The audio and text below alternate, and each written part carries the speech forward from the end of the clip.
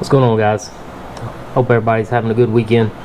In this video, I'm going to be showing an engine that originally my dad built probably about 15 plus years ago. He put in his C3 Corvette. Going through some of these, it's mostly just pictures. It's got a video at the end with the motor actually running on an engine run stand to kind of get an idea of what it sounds like. I do have a photo of the cam that's in it. Yeah, you'll see photos of that. So first photo is just a picture of me tearing down the engine inside, and the whole reason for tearing the engine down and removing it from the car, because originally I was having some timing issues and I couldn't quite figure out what it was. So I wanted to pull the timing cover off the front end, and if you ever tore down a small block, you got to kind of get the oil pan either out of the way a little bit or remove it completely. So upon doing that, I found there was a gouge on one of the counterbalances on my crankshaft. So that's what kind of started the whole process of pulling this engine out of the car to begin with.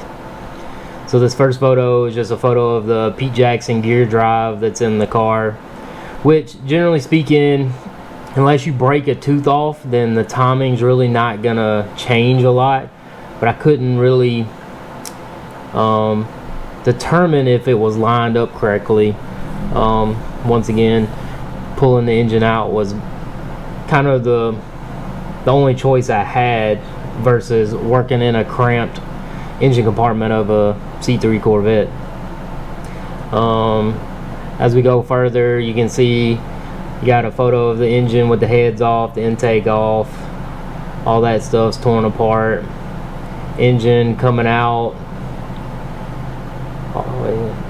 So these heads are, I believe they were World heads. I can get the specs and I can put them down below if anybody's interested. But there's another one of those things, while I was kind of looking over this engine, because I'm not a professional at all. I don't, I'm not a mechanic whatsoever in my day job. So a lot of this stuff is trial by error, YouTube, Google searches. It's kind of just one of those proofs that you don't really have to know what you're doing. There's enough information on the internet for you to kind of really get an engine running if you really have the desire to. One thing I did discover while looking over the heads and going over the heads is it did have a valve spring. So I'm not 100% sure what the spring inside the spring, it's the flat part, was broke and tore one of the valve seals.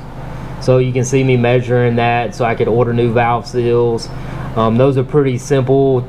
I just pulled them off with a pair of pliers when the new ones came in. They just kind of pressed down on there slightly. It wasn't too difficult. This next photo is a photo of the crankshaft I got from Summit. It was just a standard 350. I believe it was an Eagle crank. Nothing special. Like I said, it had that deep gouge in it. I don't know what caused the gouge, because when I had it all pulled out and tore down, like there's nothing that I could find unless it got loose inside the motor that would have caused that gouge. Next is a photo. Got the camshaft that's in the car. It says it's not available on Summit, but going off of the numbers that's on the cam itself, this is the cam. If you watch to the end of the video of it running, you can kind of hear what it sounds like in a small block 355, so a 30 over 350.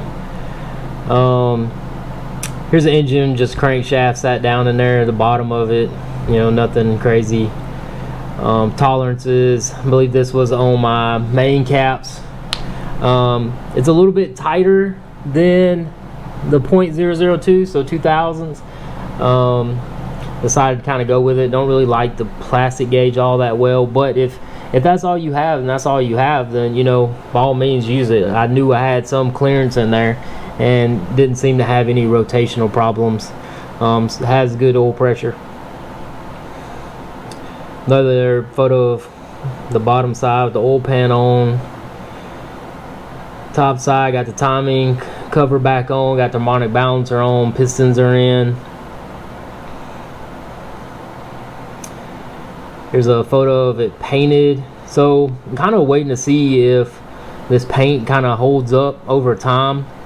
So what I ended up doing was cleaning the block really well. I took a just a handheld torch, you know, tried to get all the oil and stuff like that out of the material, and then I used it was a brush on paint I got from I believe it was Walmart. It's called like bare metal, or what was it, rusty metal, something like that. I'll put a link to it or a description of what it is down in the description below. I put 2 coats of that on there, and then I got this coat of red Rust-Oleum paint. There's another video of a guy, he says he's been painting blocks like that on YouTube for like years. So I wanted to try it because that high temp paint never seems to really like last. You know, I've used it to paint headers and stuff like that, and it looks good when you first get done with it, but then it just kind of bakes off, and then it, to me, it just kind of, it don't look that great. So I wanted to try something that was more thicker, more substantial than a spray on paint. I mean, I'm sure there's, you know, tons of different ways to make it work. As you can see in this photo, got the heads back on, I got the rocker arms on, and the water pumps put back on. Let's see, here's the engine pretty much buttoned up, got the intake back on, carbs on, got it sat down on the engine stand, getting everything hooked up and ready to run.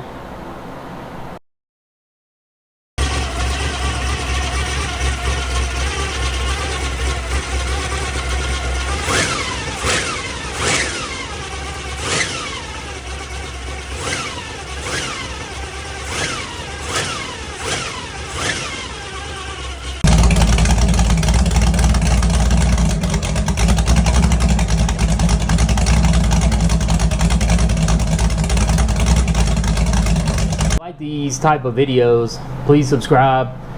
Future content to come is going to be putting this motor inside of my 83 C10 step side regular cab. This truck I've had since I was in high school. Don't have any intentions getting rid of it anytime soon. The motor that is back in the Corvette is actually a ZZ4 crate motor from Summit, so there is still a motor in the C3. I just didn't want to put something that, you know, high compression, have to work on, stuff like that. I just want to be able to drive the Corvette when I want to drive it. You know, this motor always seems like you gotta like mess with it. It's hard to start. Compression's kind of up there.